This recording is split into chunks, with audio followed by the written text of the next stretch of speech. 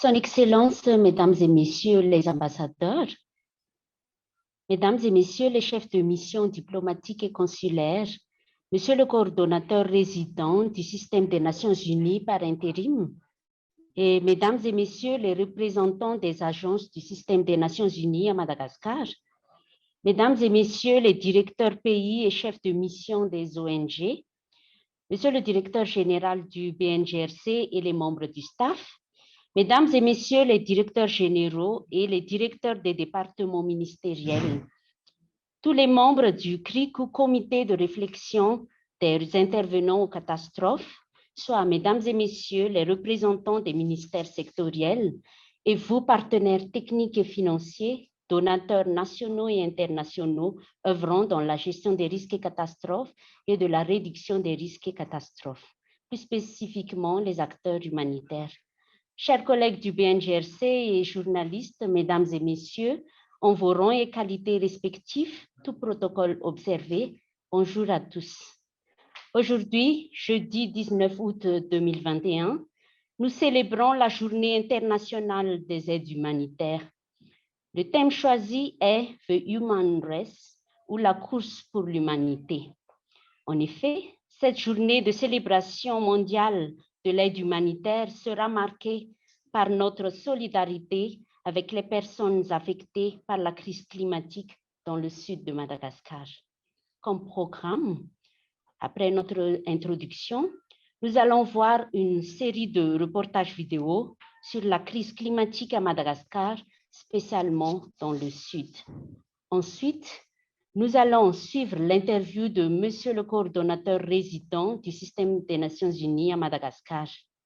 Après, entendre les discours de Monsieur le secrétaire général de l'ONU et celui de Monsieur le directeur général du BNGRC. Dans cette première partie, 3 reportages vidéo seront regardés successivement. Le premier présentera le contexte de la crise climatique à Madagascar, spécialement dans le sud, suivi d'une intervention du BNGRC relative à l'état des lieux sur l'insécurité alimentaire. Maintenant donc, nous allons regarder cette première reportage vidéo.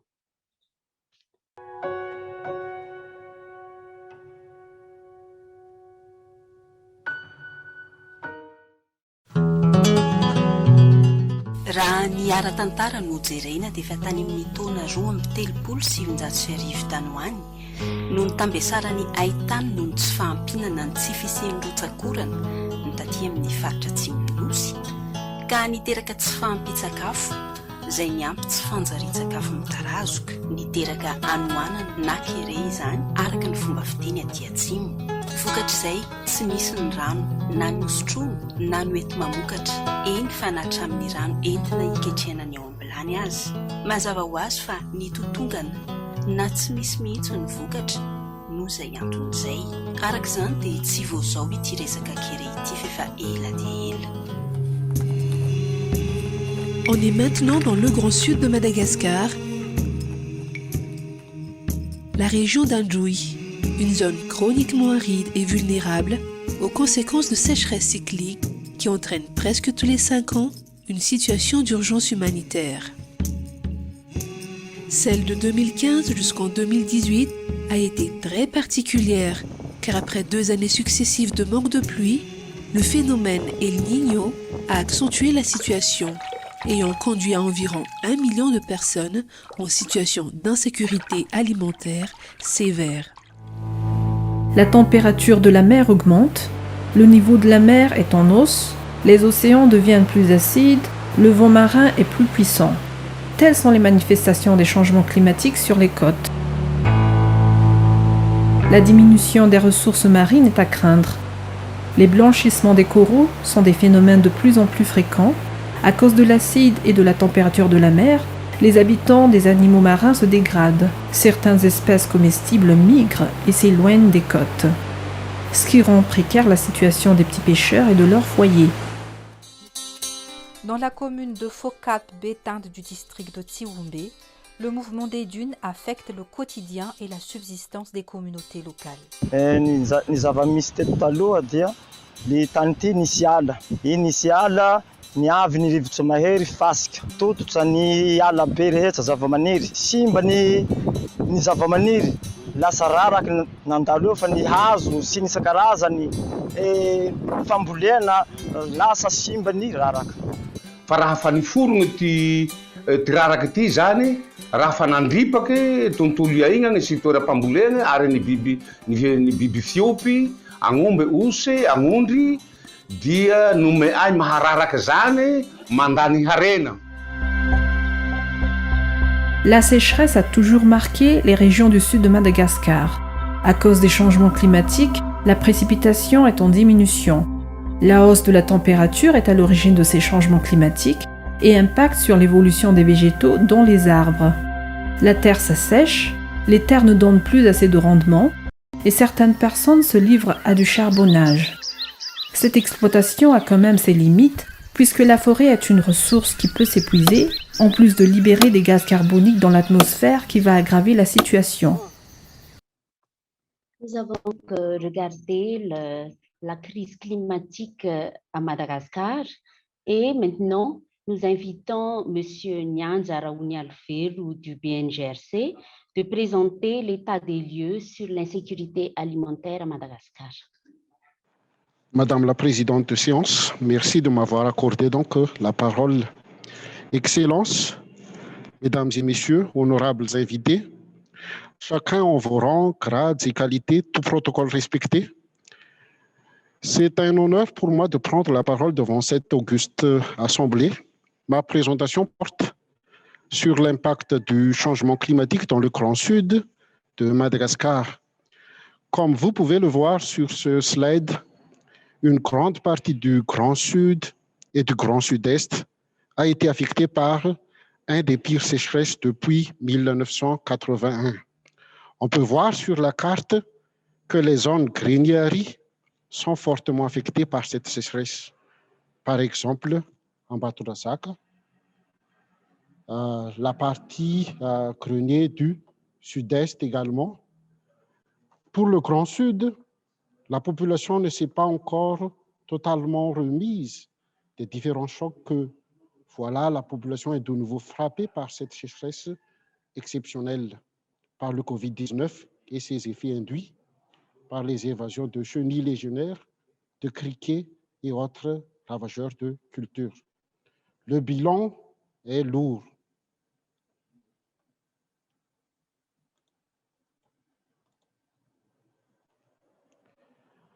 Le bilan est lourd.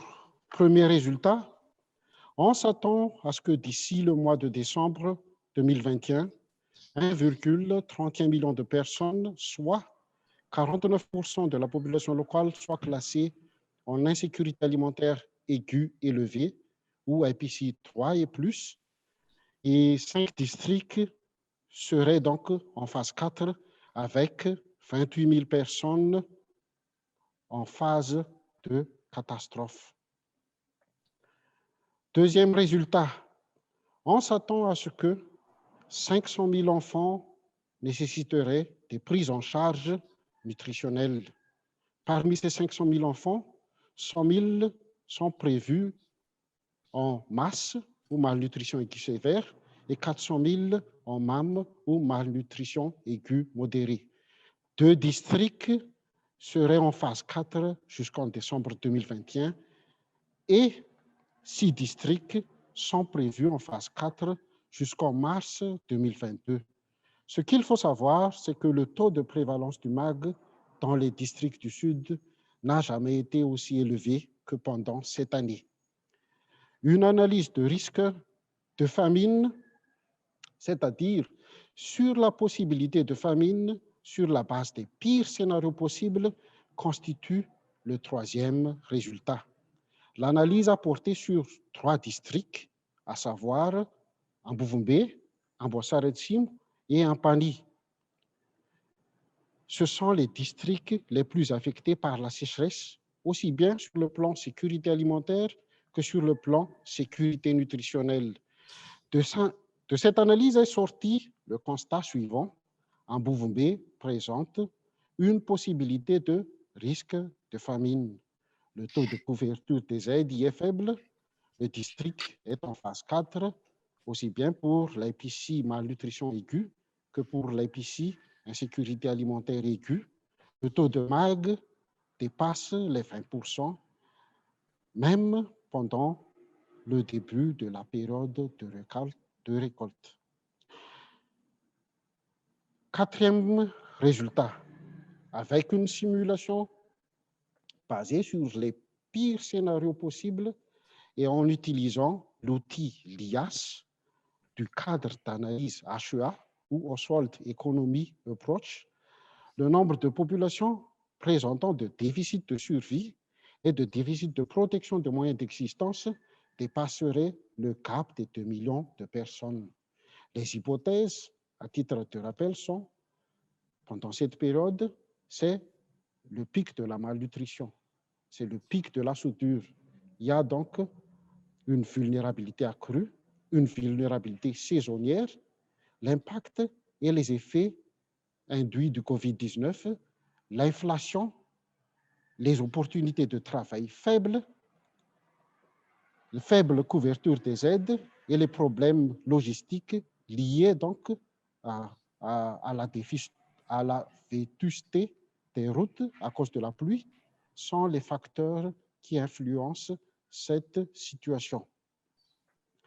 Cinquième et dernier constat, le bilan des effets du changement climatique est lourd.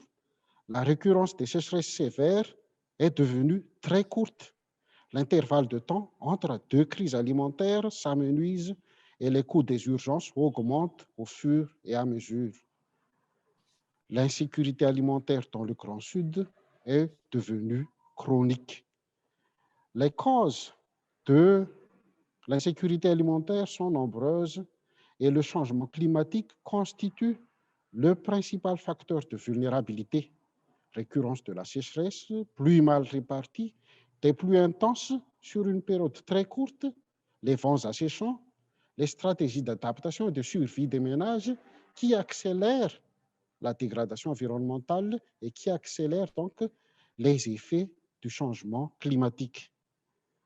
La vulnérabilité structurelle, la faible couverture des aides, et cela au rapport aux besoins essentiels alimentaires et non alimentaires et par rapport au nombre de bénéficiaires, sont autant de facteurs qui favorisent donc l'insécurité alimentaire. Il y a également la conjoncture actuelle avec le Covid-19.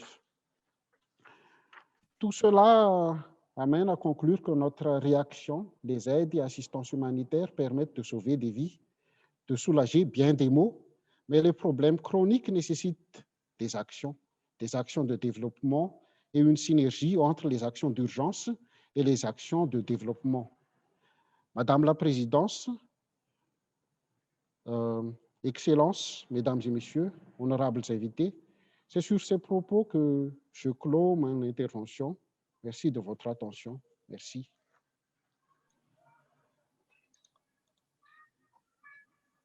La crise climatique a donc affecté considérablement la sécurité alimentaire et la sécurité nutritionnelle de la population dans le sud de Madagascar. Nous remercions M. Nyanza Raounfel pour sa présentation sur l'insécurité alimentaire dans le sud de Madagascar. Pour la suite, les sinistrés affectés par le kéré causé par le changement climatique apporteront leur témoignage dans ce deuxième reportage vidéo.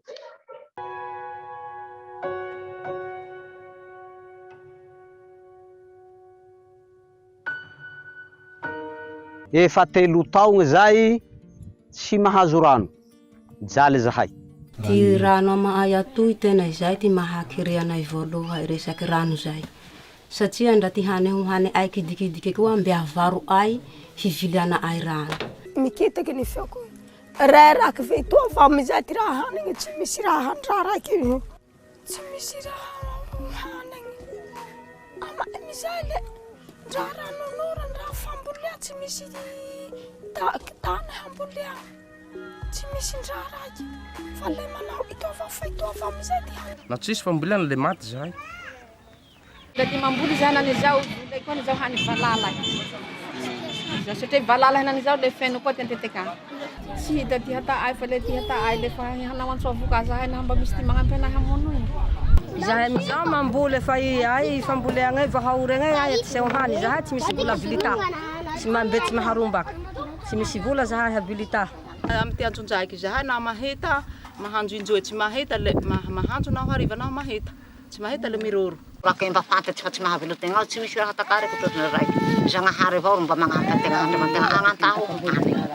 Tatavako ty volako nofa mangataka raha avilako sakafo haniko fa mosary. Izy rano toinay toy hahandro ay le nomegny marary amizay ty tro ay le misakafo azy fa satria rano maloto rano tany fa tsy rano madio. Mosary le tsy misy rano nora mambole araka le mata mbole araka le mata. Re mosary mamaratsy ty raha ay aby tonagny. Mamaratsy ty sotro ay ty tinga ay tsy mahandro mbalagna sa mafaranagny.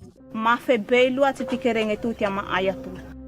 Le tsy mety zany ranoragnay. Satria anza te mamboly zahay le maty famboleagnay fa satria tsy vokatsy fa satria tsy oragna.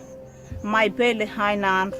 Le mandeha kambeo agny mifoha halegnay ie avy etoagna amiroe koa folakandro ty haviainy daty mangalaky raketagnay boakagny. Eo amizay vita amizay igny le vo izay homagny raketagnay magnome wajaja ao amizay. Io zany le tanimboly eo.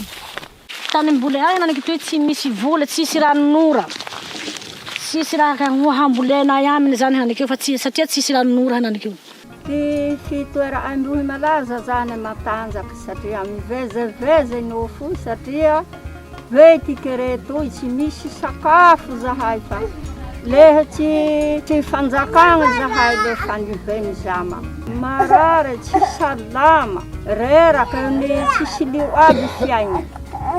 Rabe ndrakely ambovombe vovony na falany sy hanakely ambovombe zahay vahony. Ivily rano 2 ty bidotony.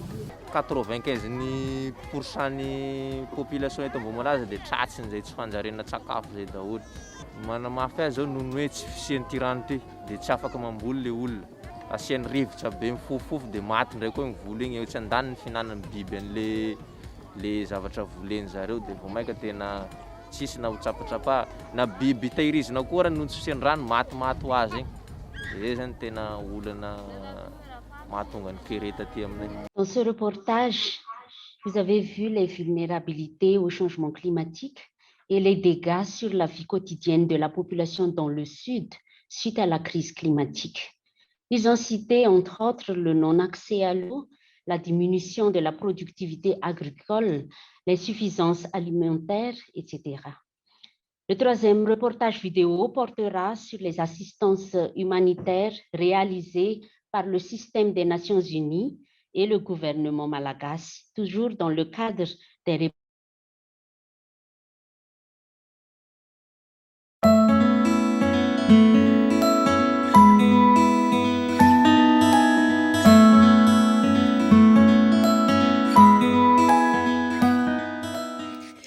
Marvato, un village situé à 8 km d'Ambovumbe sur la route vers Ambossar, est victime de Tiumène ou tempêtes de sable. Des centaines d'habitants souffrent de l'insuffisance alimentaire et de malnutrition aiguë à cause de la destruction des récoltes. L'absence de pluie a aggravé la situation et a engendré une crise alimentaire aiguë.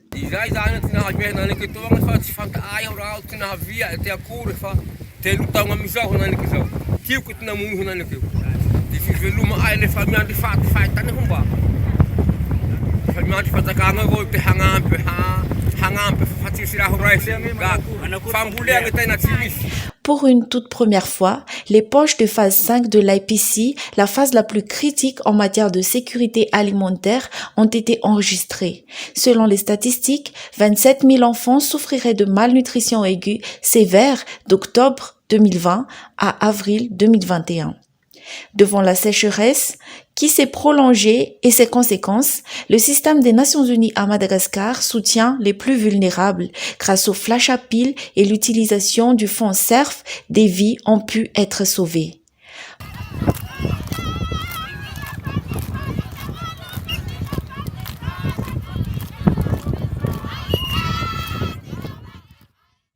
Pour lutter contre le tioumen, la population assure les main-d'œuvre pour la fixation des dunes à travers la plantation de sisal sur plusieurs hectares. Les sisal pourront être utilisés plus tard pour des activités génératrices de revenus.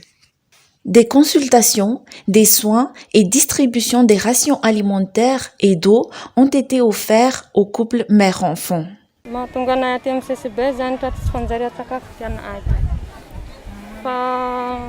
Fatelo herinandro teny sakafana. Ty manjo azy zany rela tena reraky be. Le tratry tsy fisian-drano, le tratry ny sakafo tsara dalàna.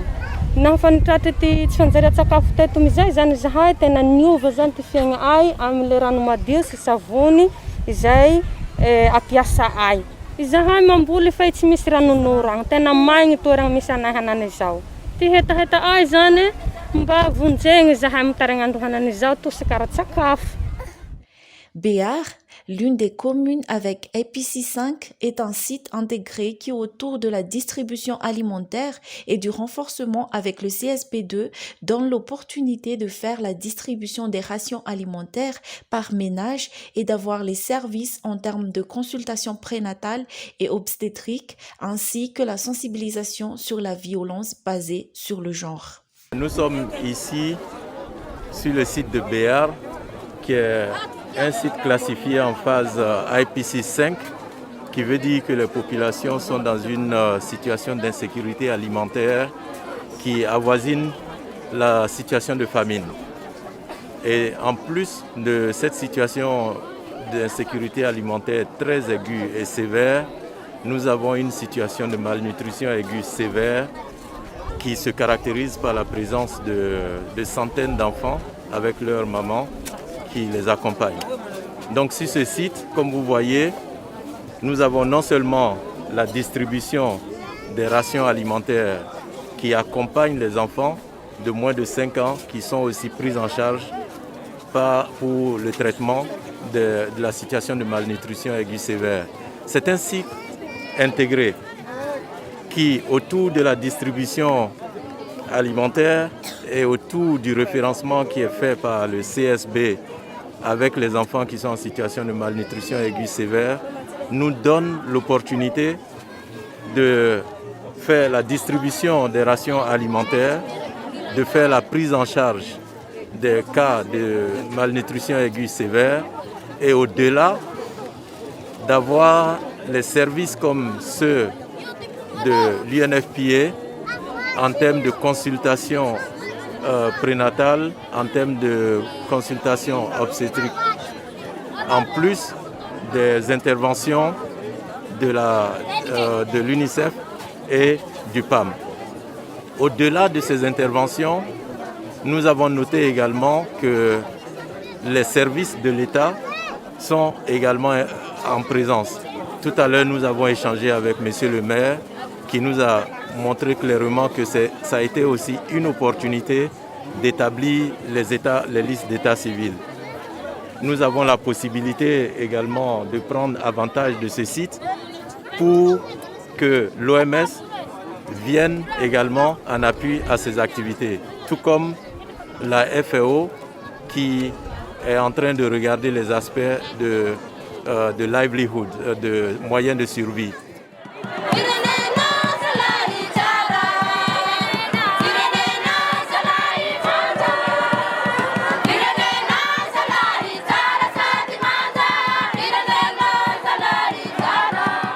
Face à cette situation qui est empirée par le contexte de la COVID-19, le programme conjoint FANAFTE de protection sociale financé par le SDGs Fund a des impacts directs à la vie de la population dans les 3 communes concernées, dont Tanandav, Ifutak et Béar.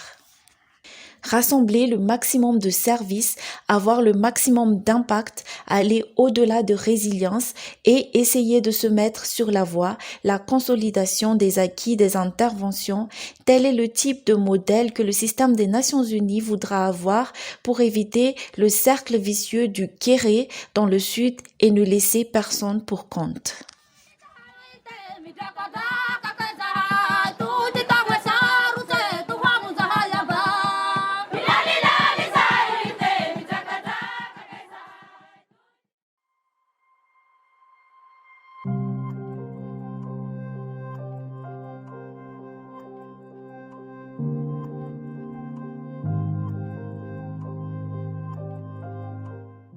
Asa atao ay andavanandro zany mipetrapetraka avao fa tsy misy asa loatsy zany satria ino ty hasagna ranonora tsy latsaka.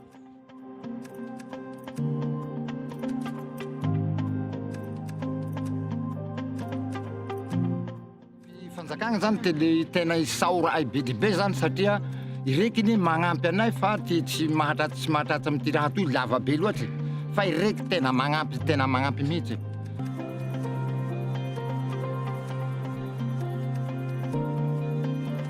Isampona toy tsy misy asa hatao, tsy misy ndaty, tsy misy karama fa le fahatamagna famboleagna nefa le famboleagna amizay tsy mety. Le mpitondra fanjakagna zany ro magnampy anay.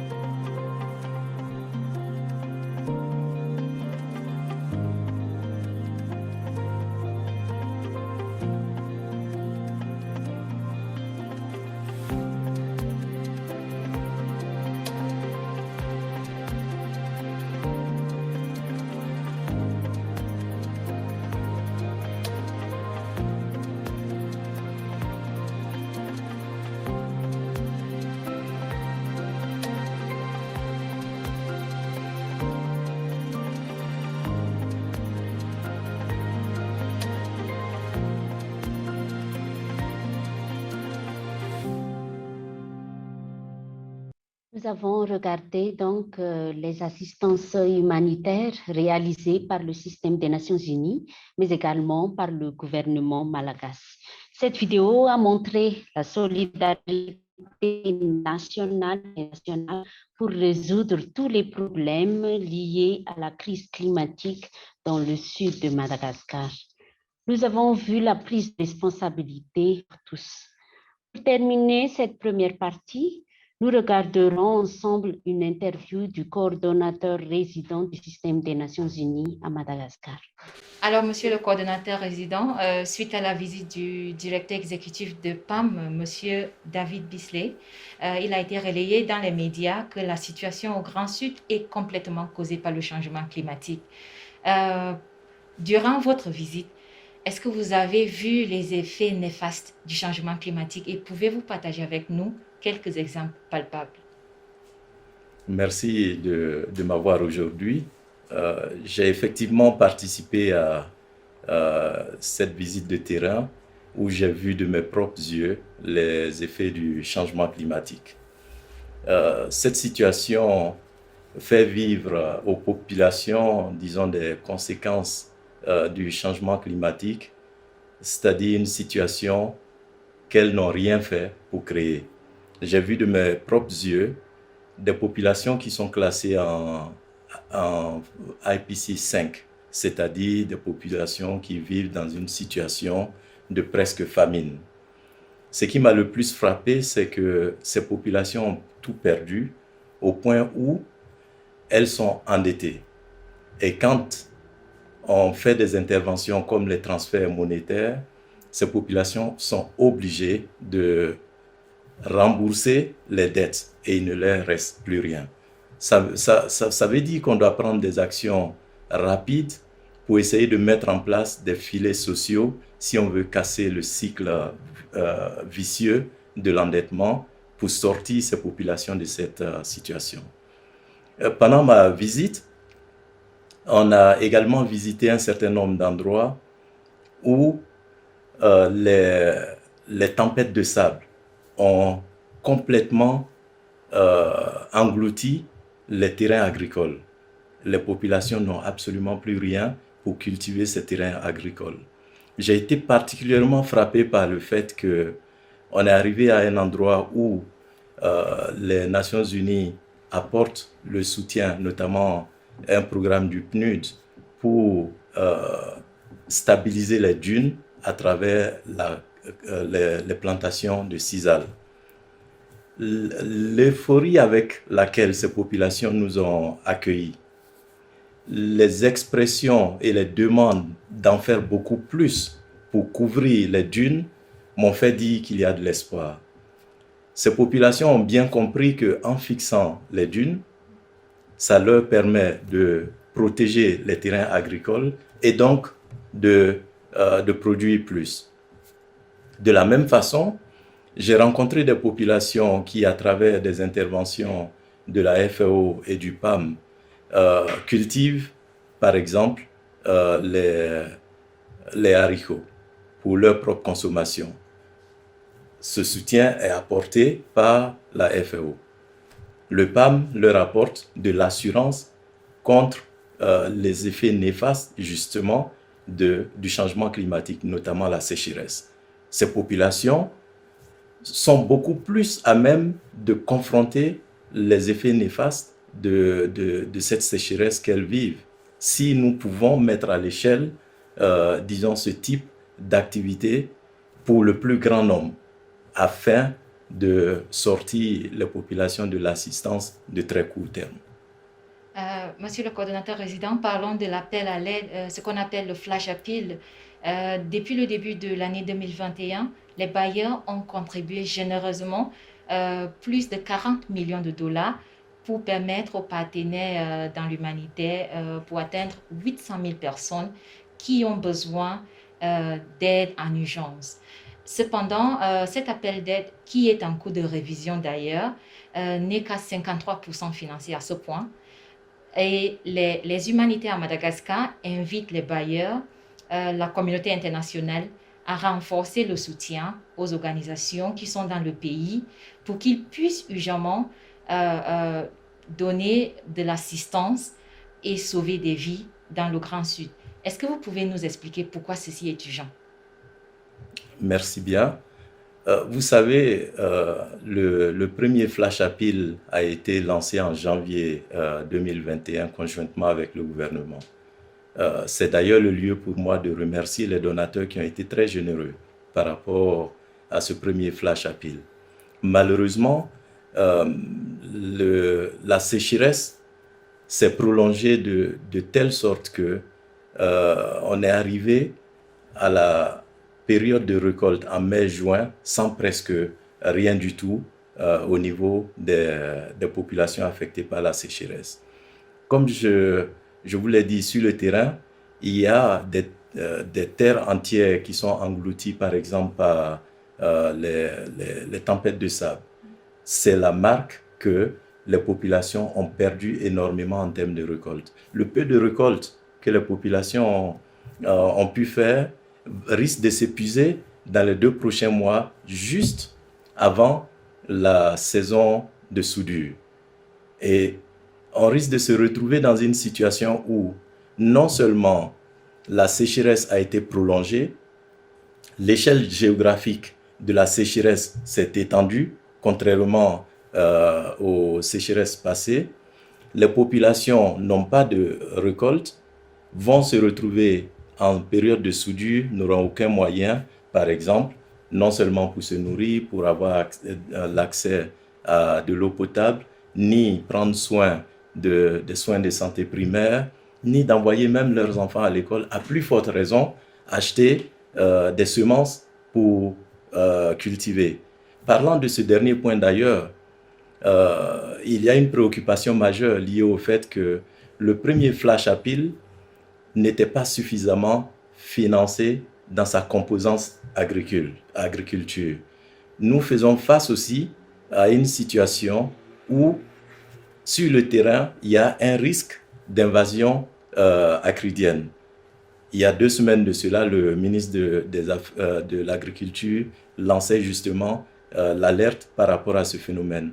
Donc, toutes les conditions sont réunies pour que, avec une crise de cette ampleur, nous entrions dans une nouvelle saison agricole avec tous les prémices d'une crise prolongée. C'est pour ça qu'il est extrêmement important que nous puissions agir maintenant et vite pour éviter que nous faisions face à une crise d'une ampleur beaucoup plus grave que celle que nous vivons maintenant. C'est ça l'urgence.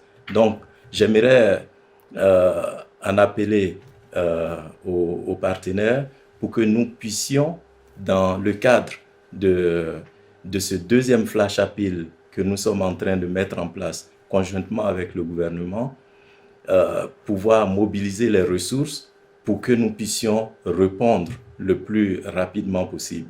J'étais très encouragé d'ailleurs par le fait que cette mission était une mission conjointe sur le terrain et le directeur de cabinet du Premier ministre nous a fait l'honneur de nous accompagner sur cette mission de terrain, ce qui démontre le caractère conjoint des efforts que nous voulons faire pour pouvoir répondre aux besoins des populations affectées par cette sécheresse prolongée.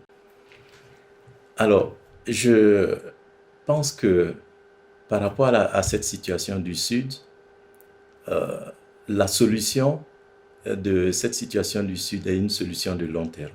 Nous avons besoin cependant de répondre aux besoins les plus urgents pendant que, urgemment, nous mettons en place des solutions de long terme qui puissent permettre une stratégie de sortie de crise pour laisser la place à un véritable développement.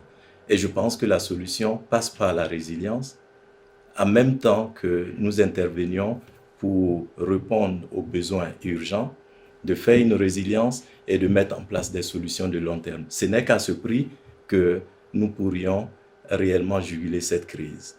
Et il est important, à mon humble avis, que ensemble avec les efforts faits par le gouvernement pour accorder l'accès aux humanitaires et aux experts en développement, que nous puissions mobiliser les ressources nécessaires pour non seulement répondre aux besoins de court terme, mais également préparer la transition vers la résilience et établir des solutions de long terme pour qu'on ne revienne plus jamais à cette situation.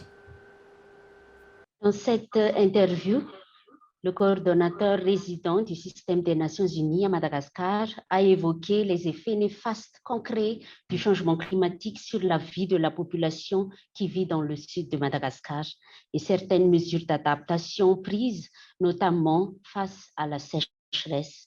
Son intervention a également démontré l'urgence de l'accroissement de la résilience face à la sécheresse dans le sud pour le long terme.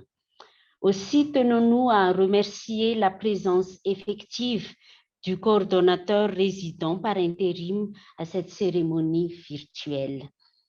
Mesdames et messieurs, honorables participants, nous arrivons maintenant à la deuxième partie de cette célébration de la Journée mondiale de l'aide humanitaire. Alors, écoutons ensemble le message du secrétaire général de l'ONU. Humanitarian workers are here to help the world's most vulnerable people when disaster strikes. But around the world, aid workers face growing threats. In the past 20 years, shootings, kidnappings, and other attacks on humanitarian organizations have increased tenfold. This year alone, at least 72 humanitarian workers have been killed in conflict zones. On World Humanitarian Day, we pay tribute to aid workers everywhere and commit to do everything possible to protect them and their vital work. This year's campaign for World Humanitarian Day focuses on the climate crisis, which threatens the homes, livelihoods and lives of some of the world's poorest people. By signing up to #TheHumanRace, your daily exercise will help send a message to global leaders that climate action can leave no one behind. The climate emergency is a race we are losing, but it is a race we can and must win. Let's lace up our running shoes, join the Human Race campaign, and together make sure everyone reaches the finish line.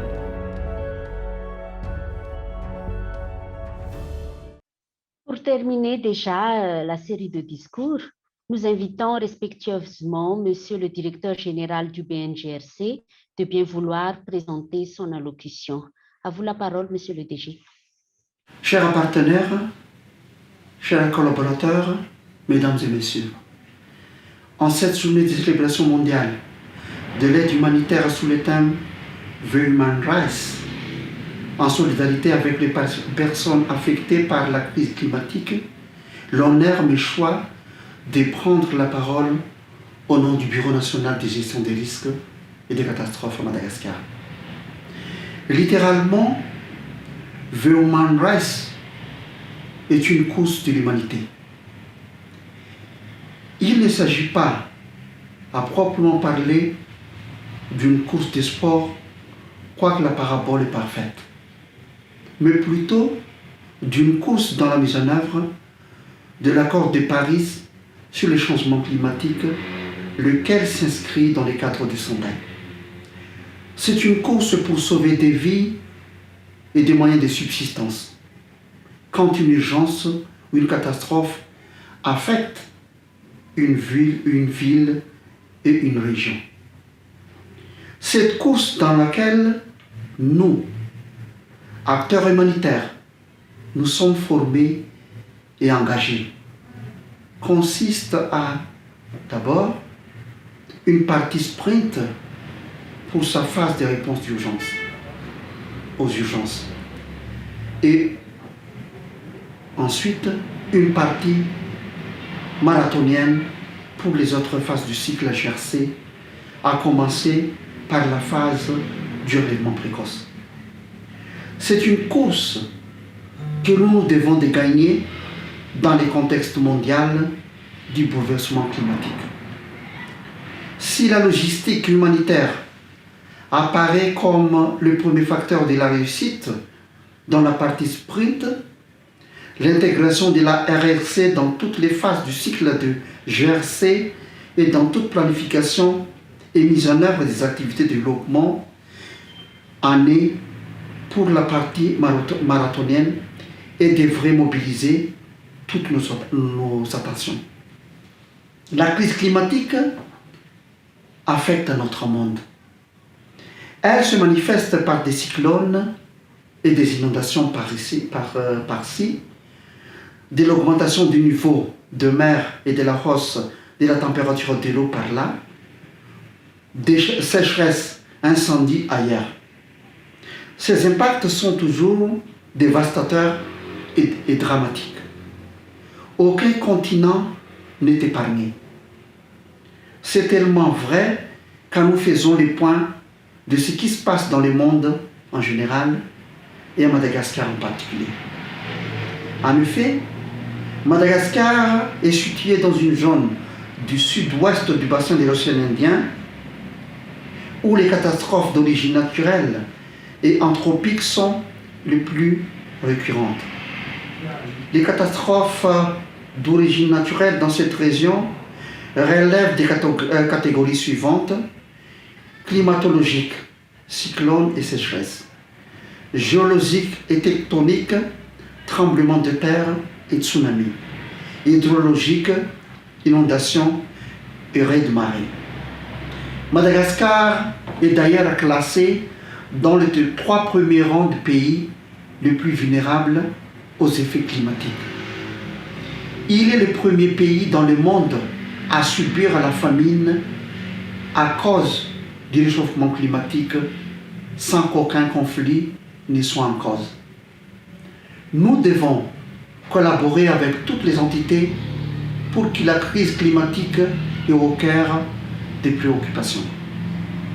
Le Bureau national de gestion des risques et des catastrophes, en tant que structure centrale opérationnelle en charge de la coordination et de la mise en œuvre des cadres de Sendai, saisit cette occasion pour faire l'état des lieux sur les avancées du pays en matière de GRC, RRC, à savoir 1. Promulgation de la loi sur la politique nationale de gestion des risques et des catastrophes en 2015. 2. Mise à jour de la stratégie nationale de gestion des risques et des catastrophes 2015-2030 fondée sur le cadre du Sendai. 3. Élaboration du plan d'action de la stratégie nationale de gestion des risques et des catastrophes. 4. Établissement du comité de réflexion des intervenants en cas de catastrophe ou CRIC. 5. Mise en place des comités régionaux de gestion des risques et des catastrophes. 6. Intégration de la RRC dans la planification et la mise en œuvre des activités de développement. 7. Développement des systèmes d'alerte précoce ou SAP, inondations et sécheresse dans quelques régions sensibles. 8. Développement, plan de contingence cyclone inondation au niveau de quelques régions et districts. 9. CIMEX, cyclone inondation ou exercice de simulation. 10. Analyse Integrated Food Security Phase Classification ou IPC. Household Economy Analysis HEA. Minimum Expenditure Basket MEP. 11. Élaboration des phases de plan de réponse. 12. Établissement des conventions de collaboration avec des partenaires clés. 13. Coopération Sud-Sud. Coopération avec CSP France. 14. Intégration régionale dans SADC, COI et IOA. 15. Sortie du décret d'application de la loi sur la politique nationale GRC à Madagascar, etc., etc. Des présentations seront faites par des différentes entités au cours de cette journée pour sensibiliser l'opinion publique et marquer cet événement. En cette journée, j'encourage tous les acteurs humanitaires à persévérer dans leurs actions malgré les difficultés auxquelles ils font face. Je souhaite à tous une bonne journée.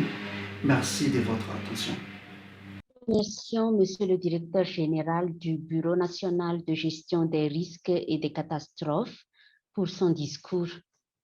Comme c'est une célébration d'une journée mondiale, une organisation de défis au niveau international a été lancée et nous vous invitons à suivre la vidéo de lancement de ce défi par OCHA.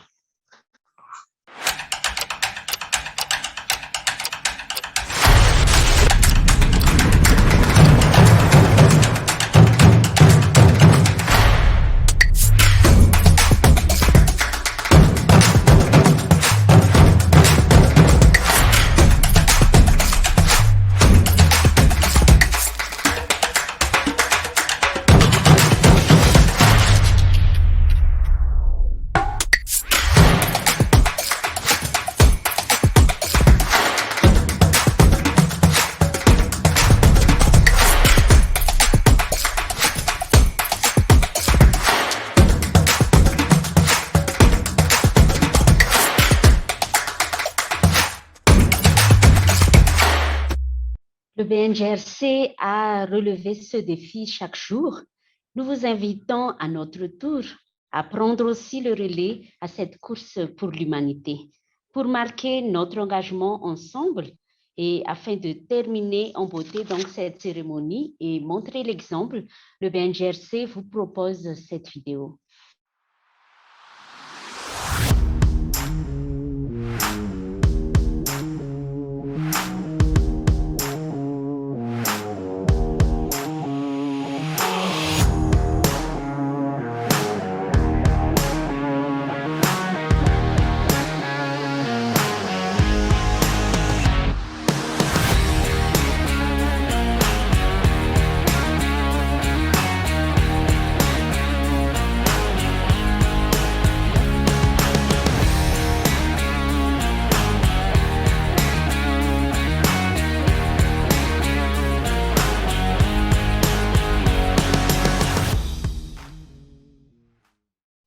Alors, nous vous invitons à tous également de produire une vidéo démontrant votre course pour l'humanité du 20 août au 3 septembre et de la partager au BNGRC qui s'occupera de sa large diffusion. Des contacts seront projetés pour que vous puissiez partager votre vidéo.